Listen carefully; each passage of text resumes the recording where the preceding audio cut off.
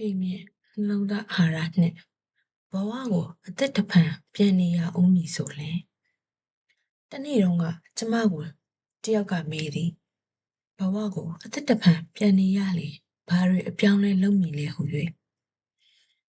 ဟဲ့အင်းဆိုပြီးမှကျမခေါင်းထဲစဉ်းစားစရာတွေပေါ်လာသည်အကယ်၍ဘဝကိုအသက်တဖန်ပြန်နေရအောင်မည်ဆိုလေကျမစကားနည်းနည်းပဲပြောမယ်သူများပြောတာများများနားထောင်မယ်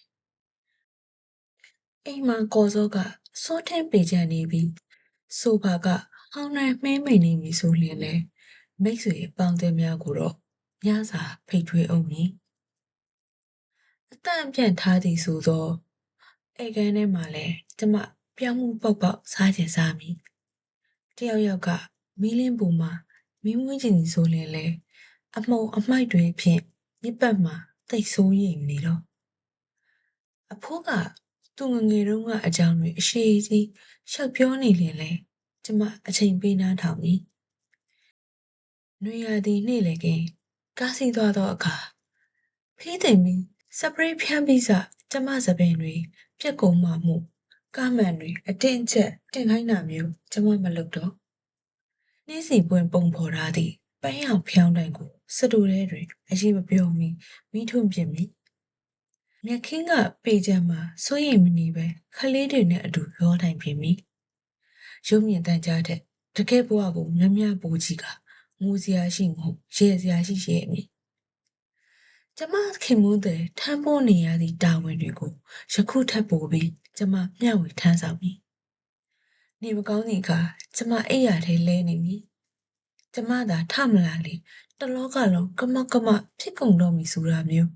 အထင်ရောက်မနေတော့ပစ္စည်းတစ်ခုကိုတကယ်အသုံးတဲ့နိုင်မည်အညစ်ပေခံနိုင်သည်တစ်သက်လုံးသုံးနိုင်မည်ဟုအာမမခံသည်ဆိုယူမျှဖြင့်ကျမဝယ်တော့မည်မဟုတ်ကိုဝင်ဆောင်ချိန်6လကိုမြန်မြန်ကုန်ပါစေဟုဆုတောင်းမနေပဲထိုအံ့ဖွယ်ချီနူးဖွယ်ရာလေးကျမကိုယ်တွင်မှကြီးထွားလာနေတာကိုဖျားသခင်၏တကူဖျားရိတ်ဟာဖြင့်ဖန်တီးစီရင်မှုတစ်ခုတွင်ကိုယ်တိုင်ကိုယ်ကြကျမပါဝင်ရခြင်းပဲဟုသတ်မှတ်ခါ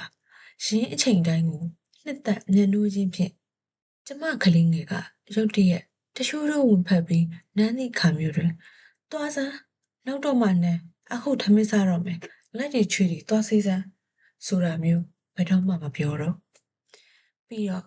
I love you တွေ I'm so sorry တွေယခုထက်အများကြီးပြောမိပြီးတော့အရေးကြီးဆုံးကအကယ်၍ဆော့ဆော့ကပြောခဲ့သလိုဒီဘဝကိုနောက်တစ်ချိန်တကယ်သာနေခွင့်ရအောင်မည်ဆိုပါလေ